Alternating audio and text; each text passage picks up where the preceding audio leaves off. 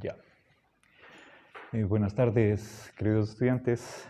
Vamos a nuestra segunda clase de Fundamentos de Filosofía Política. Estoy en preliminares. Les estaba dando las expectativas que yo tengo con respecto a su comportamiento y aún no he acabado eso.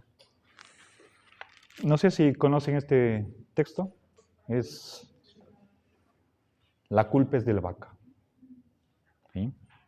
Pequeñas, dice, anécdotas, parábolas, fábulas y reflexiones sobre el liderazgo. Es un texto que supongo más queda bien para un taller con nuevos empleados de una empresa.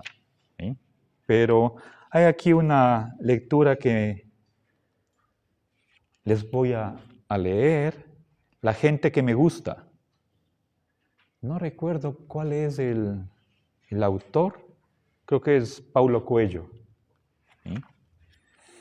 Voy a ver. Lo mejor será que les lea de corrido. Son una página y media nada más. Algo cortito, pero casi cada línea es importantísima. ¿Sí? El día lunes perdimos una hora de clase. Me hubiera gustado leerles esto en la primera sesión.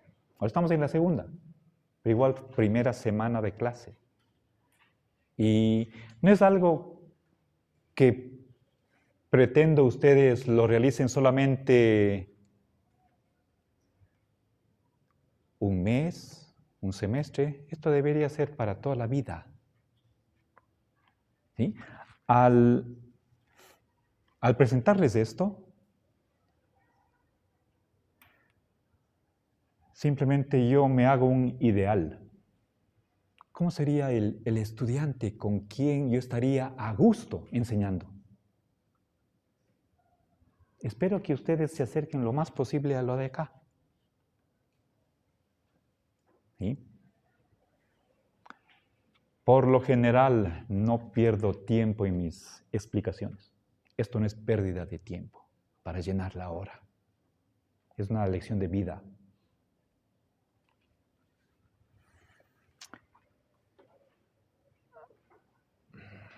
Tal vez me extralimito al contarles esta historia, porque no es función del profesor la educación.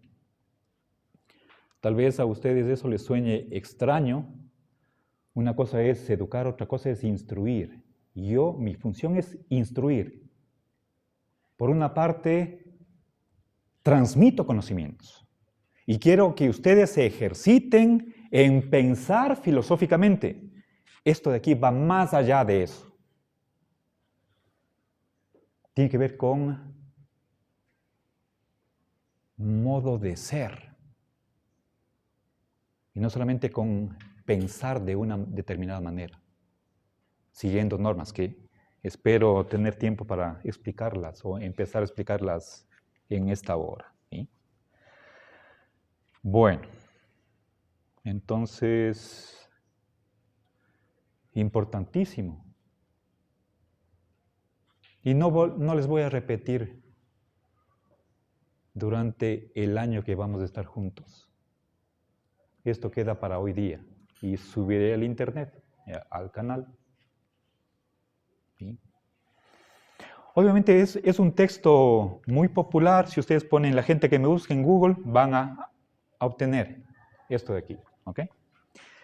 Dice, primero que todo, me gusta la gente que vibra, que no hay que empujarla, que no hay que decirle que haga las cosas, que sabe lo que hay que hacer y lo hace en menos tiempo del esperado. Me gusta la gente con capacidad para medir las consecuencias de sus actuaciones, la que no deja las soluciones al azar. Me gusta la gente estricta con su gente y consigo misma. Bueno, esto de estricta con su gente no le tomo tanto a pecho. Ya explico. Dice que no pierde de vista que somos humanos y que podemos equivocarnos. Me gusta la gente que piensa que el trabajo en equipo, entre amigos, produce más que los caóticos esfuerzos individuales. ¿Estará ahí mejor? Me gusta la gente que sabe la importancia de la alegría. Me gusta la gente sincera y franca, capaz de oponerse con argumentos serenos y razonados a las decisiones de su jefe. Me gusta la gente de criterio, la que no traga entero, la que no se avergüenza de reconocer que no sabe algo o que se equivocó. Y la que al aceptar sus errores se esfuerza genuinamente por no volver a cometerlos. Me gusta la gente capaz de criticarme constructivamente y de frente. A estos los llamo mis amigos. Bueno, esto puede ser que no sea tan así. No todo el que critica a uno de modo constructivo es un amigo. Me gusta la gente fiel y persistente, que no desfallece cuando de alcanzar objetivos e ideales se trata.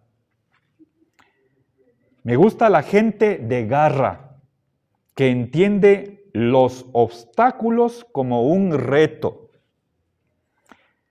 Me gusta la gente que trabaja por resultados. Con gente como esta, me comprometo a lo que sea.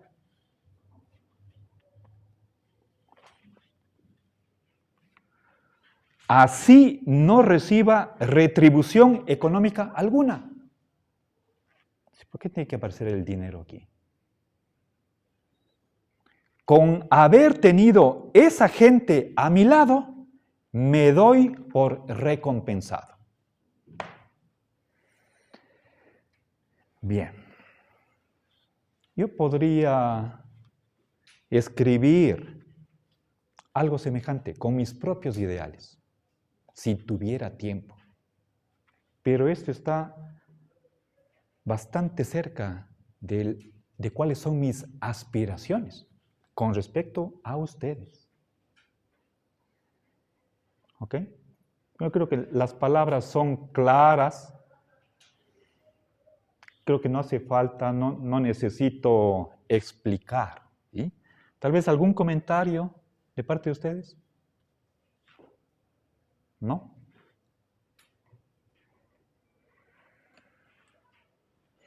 Mucho depende de la educación que uno ha recibido en casa o en la escuela. Y ya les dije en la clase anterior. A ver, les dije que la diversidad es algo humano. Somos desiguales. Ahora corrijo, matizo eso. No solo hay diferencia.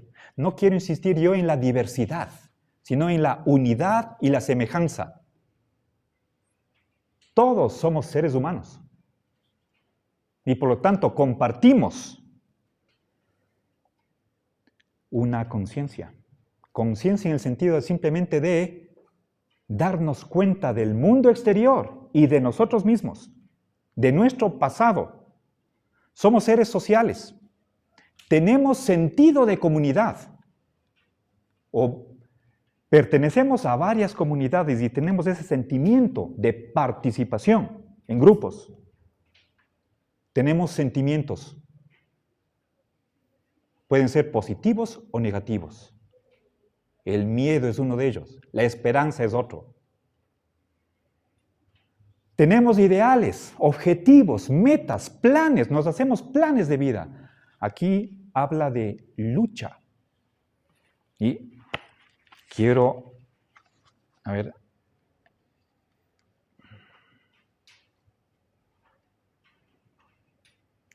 gente que entiende los obstáculos como un reto. En parte el sentido de la vida es superar dificultades. Me acuerdo el tío mayor del lado materno, cuando le preguntaban, ¿y cómo va? Para saludar, ¿sí? Sabía decir, en la lucha por la vida. No lucha en sentido combativo, de ser un soldado, sino simplemente un ser humano que trata de no hundirse ante los problemas. Quien persevera. Quien tiene constancia. ¿Sí? Bueno.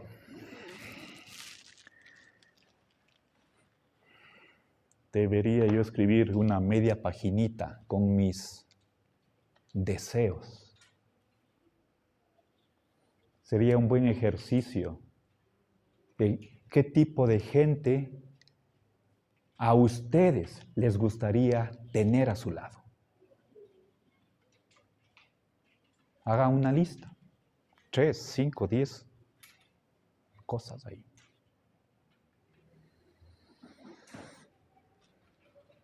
Saben que aquí no dice quiero gente inteligente, astuta.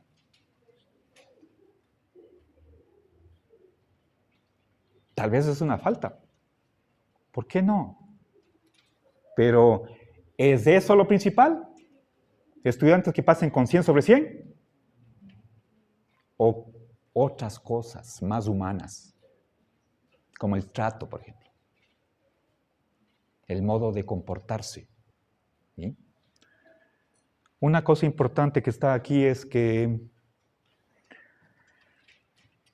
deberían estar automotivados. Yo les puse, ¿no? Autorregulación aquí. Sí les puse. ¿Sí? Pero una cosa es autocontrol, otra cosa es automotivación.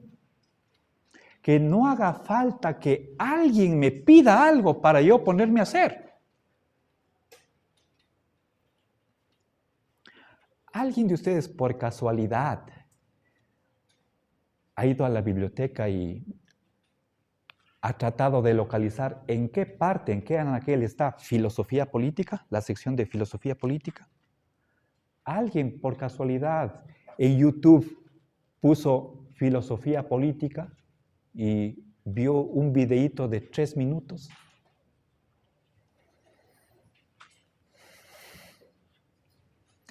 Ahora les pido, ¿sí? A ver, el sílabo debería estar ya publicado. Yo acabé, creo que teníamos hasta el viernes o hasta el sábado, ya no recuerdo. Y el director de la carrera es el que publica el sílabo. Ustedes deberían tener acceso al mismo. Les voy a traer un anillado con los textos de estudio y que yo voy a explicar en clase. ¿Sí? Creo que es material suficiente como para que si tienen interés y tiempo, ustedes hagan lecturas complementarias. Pero por supuesto tienen otras materias, otras actividades, y eso queda de carácter voluntario. Yo me contento con que sepan bien lo que les entrego en el anillado. ¿Sí?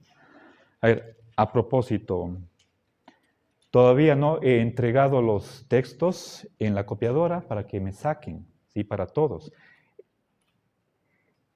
Saldrá aproximadamente unos $3, ¿sí? ¿Quieren todos ustedes tener ese anillado con las fotocopias? Alguien que diga yo me arreglo con digital, con PDF y leo en la computadora o en el teléfono. ¿Nadie? Entonces voy a sacar para todos los que están aquí presentes, excepto 2 estudiantes, es decir, 35 anillados. Espero que ya... ¿Tenemos mañana clase con ustedes? Bueno, si es que no es, será para el viernes, ya tendrán su anillado, ¿ok? Bueno, ¿ya? Ya. Ok, ya. Bueno. Prohibido usar el teléfono.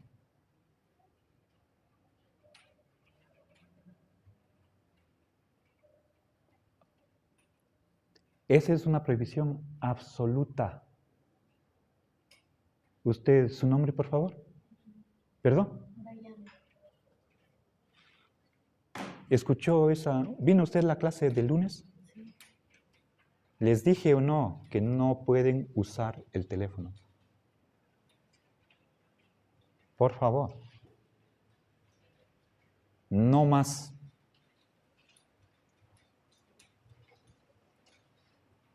No digan, profe, estaba viendo la hora o viendo el horario.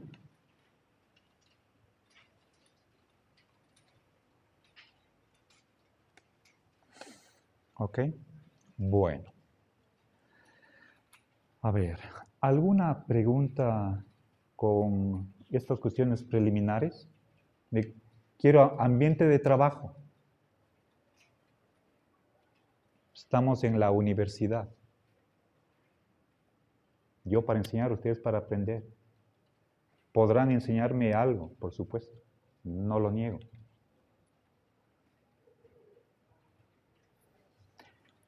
A ver, entonces pasemos a la cuestión del sílabo, ¿sí?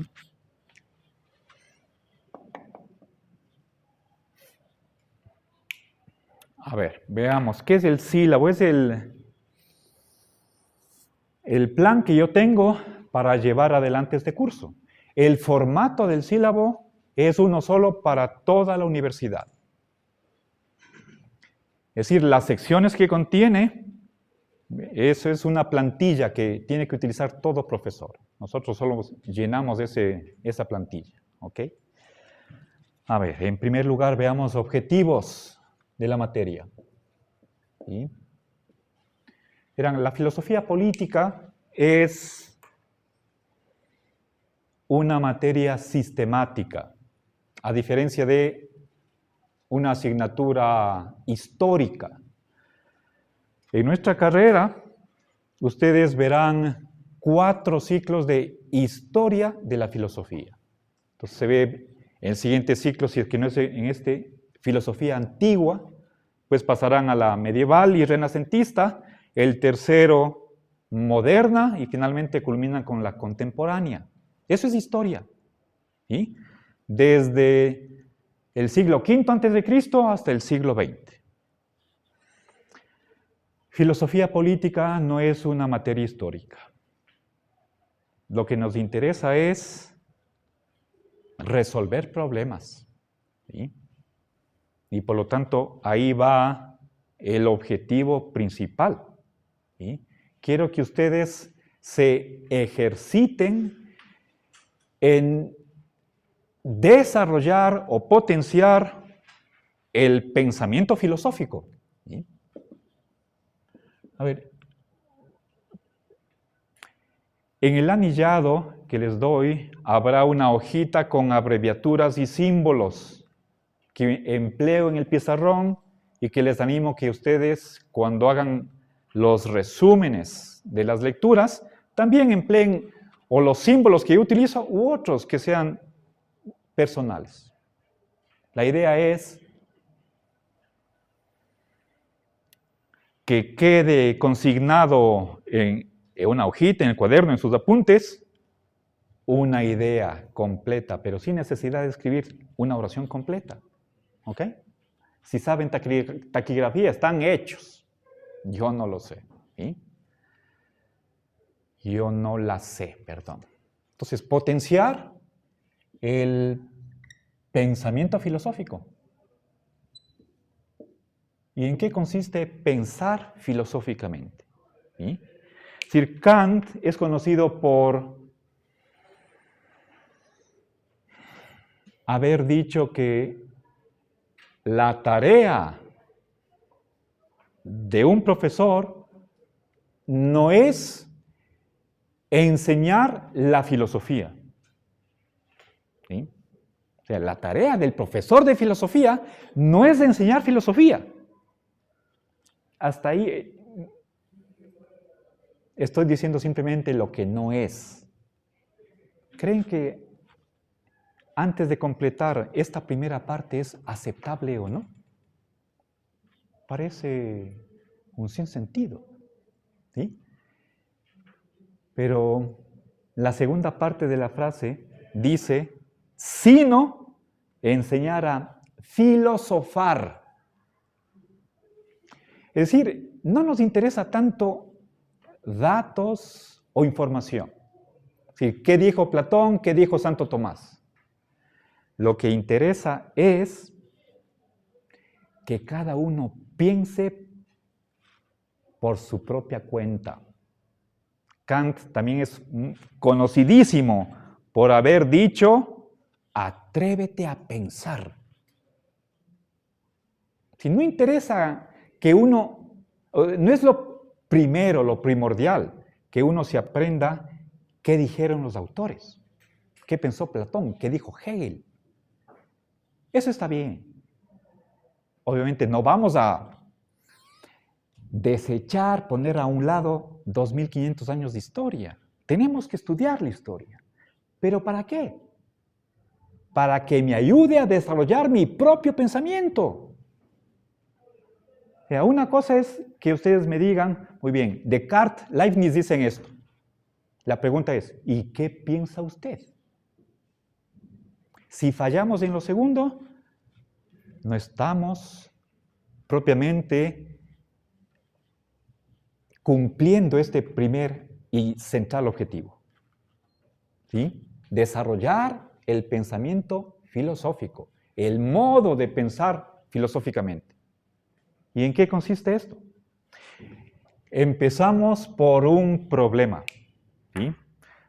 Pongo con color azul. Ustedes se dan cuenta que tengo aquí 4 colores. Cada color tiene algún significado. Y ya voy a explicar eso la próxima clase será. Empezamos por un problema. Normalmente un problema se formula por medio de una pregunta. Abrimos y cerramos signo de interrogación. ¿Qué es la justicia? ¿Para qué está el Estado? ¿Tenemos derechos? ¿Sí o no? ¿Cuáles? Etcétera, etcétera. ¿Ok? Ahora, ¿por qué eso es un problema? ¿Por qué esas preguntas son problemáticas? La respuesta en filosofía es que algo es un problema filosófico, entre otras cosas, porque hay varias buenas respuestas. ¿Sí? Tenemos alternativas de solución. Varias. Aquí pongo en plural. Es decir, tenemos aquí respuesta 1, 2, 3. Pueden ser 5, 7.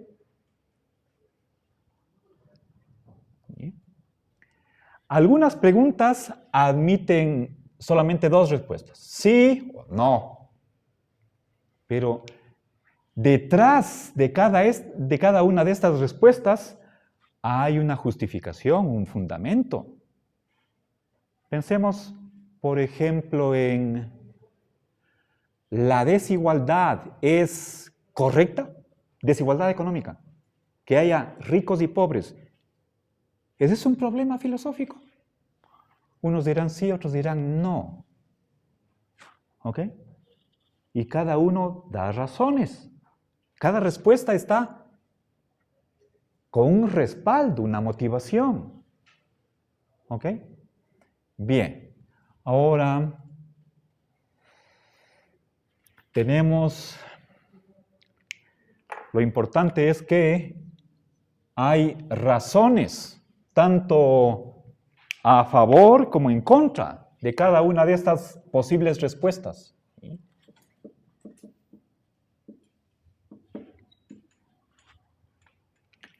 Razones. ¿Sí? Argumentos, razonamientos.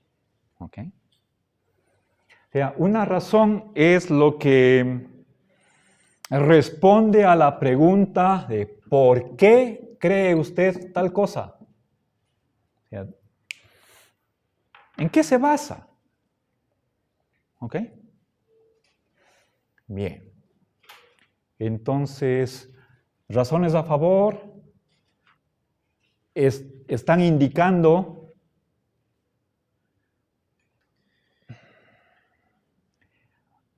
o están dando un soporte para cualquiera de estas posibles teorías.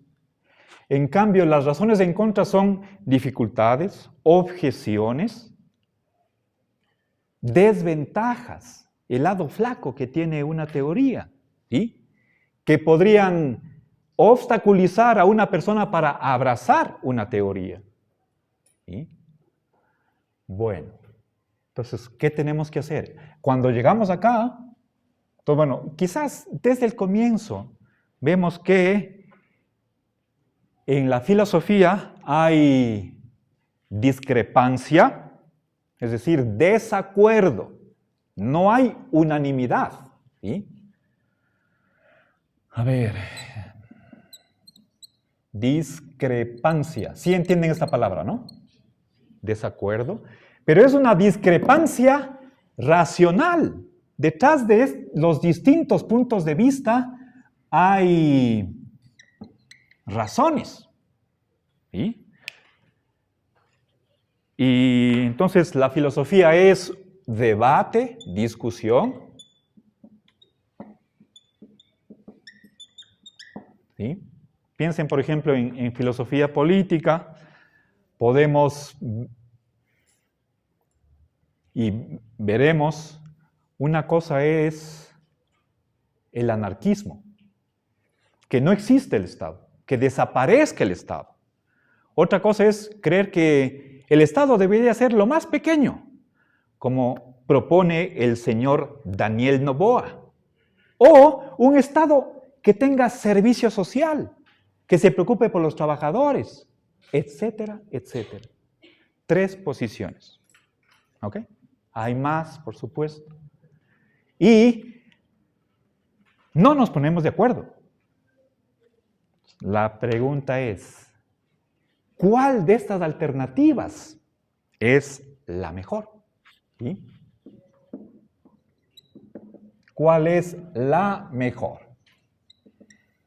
¿Creen ustedes que hay una que sea superior a todas las demás? No superior, tal vez más equilibrada. Con menos dificultades, más aceptable, más satisfactoria que las otras.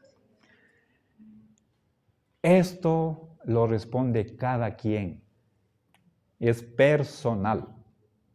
Es decir, queremos resolver el problema. Empezamos por aquí y terminamos con una conclusión. ¿Sí? La mejor teoría es la 2, o la 3, la 5, la que sea. ¿Sí? Pero esto es personal. ¿Eh? Aquí tengo una opinión personal razonada. No podemos llegar a una sola respuesta entre todos, por consenso, por unanimidad. Eso no hay, a mi modo de ver, en filosofía, en nada. ¿Sí? Pongo con rojo, consenso, unanimidad, unanimidad.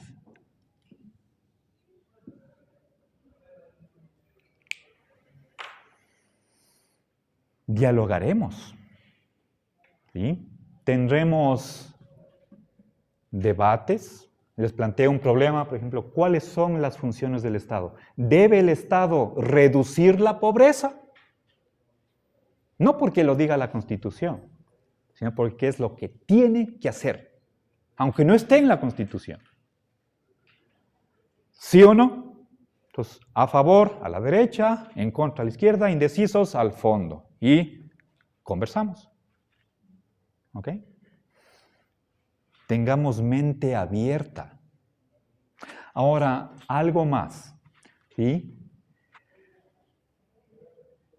Los problemas que nosotros vamos a ver son, diría yo, eternos. No son problemas que se han planteado hace 5 años o en las últimas 2 décadas, el siglo pasado. No. Son problemas que permanecerán con nosotros mientras haya humanidad. Por supuesto, si tuvieran frente a ustedes otro profesor, les puede decir, nos vamos a concentrar con problemas de nuestros días. Esa es una concepción. Yo no estoy de acuerdo con eso. ¿Sí? Me interesan los problemas perennes. ¿Cuál es la mejor forma de vida social a la que podríamos nosotros apuntar? ¿Ok? Bueno. Ya. Ahora, de estas varias alternativas, puede ser que ninguna nos satisfaga. ¿Y qué hacemos ahí? Inventemos otra. Ustedes pueden crear, pueden recrear las que se han dado. La filosofía es algo viviente, en camino, en marcha, que puede avanzar. No nos vamos a limitar al pasado. ¿Qué pensaron los filósofos en 2500 años? Puede ser que esté en contra de todos ellos. Propongamos algo nuevo, original, aunque eso nunca va a ser al 100%.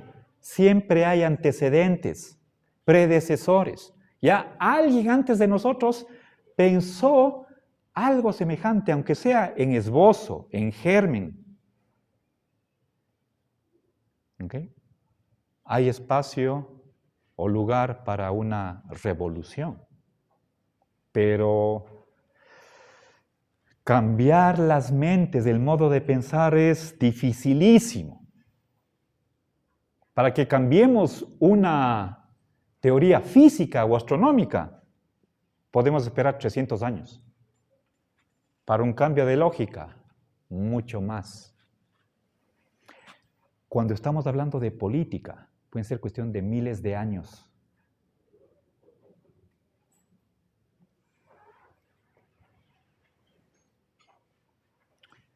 No hay nada fijo.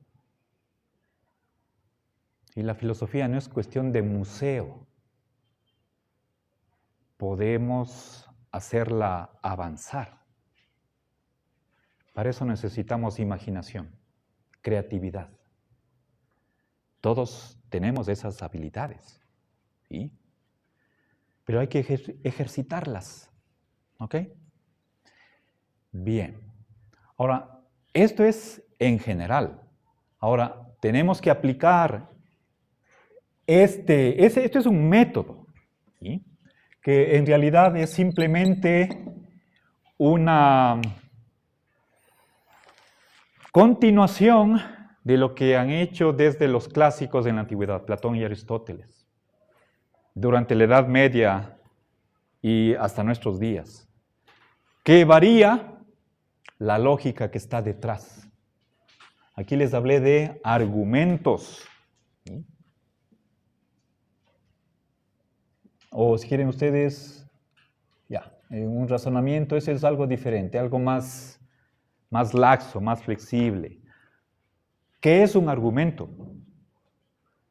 En sentido técnico, un argumento es una secuencia de oraciones. Por ejemplo, pongamos P1, P2, P3, o PN. La P podemos nosotros pensar que estás aquí simbolizando las premisas.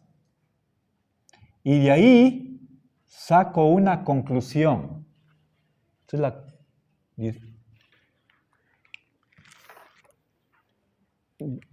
Este paso de las premisas a la conclusión tiene que estar autorizado por una regla de inferencia. Aquí está la lógica. Y la lógica de la que disponemos hoy día no la tuvieron sino los filósofos de finales del siglo XIX. La lógica que manejaba Aristóteles era una parte de lo que ahora manejamos. Ni siquiera Platón tuvo un sistema de lógica. Y entonces era fácil engañar. Nadie podía saber qué argumento vale y cuál no. Eso es obra de Aristóteles. ¿Sí? Siglo IV antes de Cristo. Pero la lógica de Aristóteles es limitada o limitadísima. En el siglo XX ha habido una explosión de lógicas no clásicas, no tradicionales, y por supuesto eso abre las perspectivas para qué propuestas se pueden hacer. Lo que antes era tildado de ilógico, irracional, absurdo, sin sentido, con un cambio de lógica puede ser aceptable, verdadero. ¿Sí? Bueno, eso es lógica. ¿Sí? Aquí tenemos la lógica. Entonces, este procedimiento lo vamos a aplicar a problemas de filosofía política. Si esto es hacer filosofía, filosofar, es una actividad. ¿Sí? Quiero que ustedes se ejerciten en esta manera de hacer filosofía, a través de las lecturas y mis clases. ¿Sí? ¿Ok? Bien. A ver, falta aquí algo importante que es la cuestión de las definiciones. Ya al momento de plantear o formular un problema, puede ser que emplee términos técnicos. Y uno de ellos es, la justicia. Y todos sabemos en qué consiste la desigualdad económica. Si es que alguien vive con $2 o $3 al día, es pobre. ¿Y quién dice eso? Puede ser, por ejemplo, las Naciones Unidas. Habría que ver aquí en Ecuador quién es pobre. Esa definición tal vez la da la INEC, Instituto Nacional de Estadísticas y Censos. ¿Quién es rico? También tenemos que tener claridad con respecto a eso. ¿Okay? Ahora, manejamos definiciones de pobreza, de riqueza, y les presento un cuadro de desigualdad.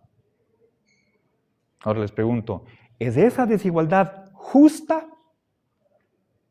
¿Qué pregunta me pueden hacer? ¿Qué es justicia, profe? ¿Qué estamos entendiendo por eso? Entonces,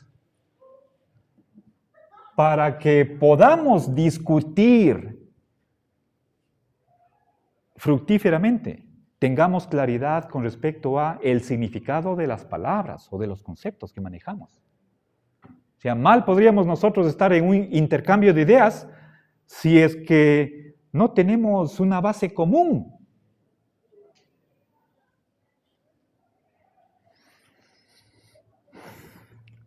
El problema es que en filosofía no nos ponemos de acuerdo ni siquiera en las definiciones. Aquí hay un primer problema que hay que resolver, si es que hay cómo.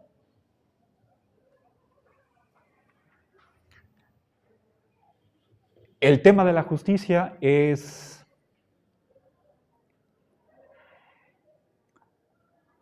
uno con respecto al cual veremos por lo menos 3 respuestas de definición en filosofía política.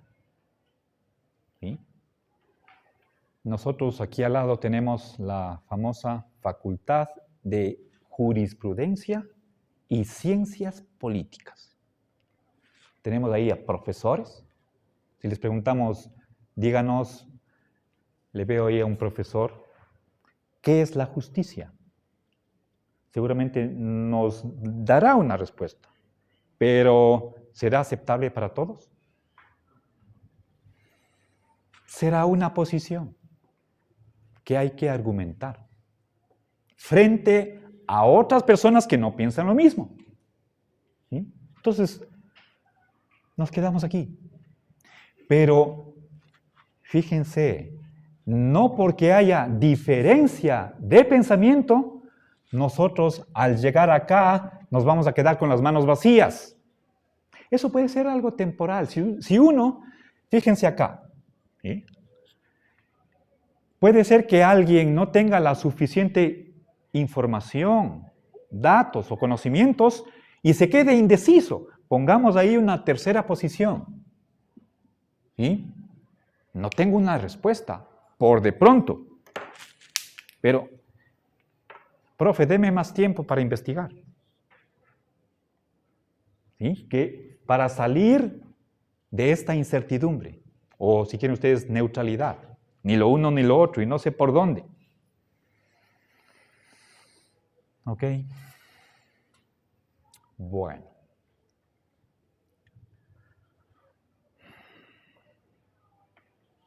¿Ya? ¿Está claro esto? Bien.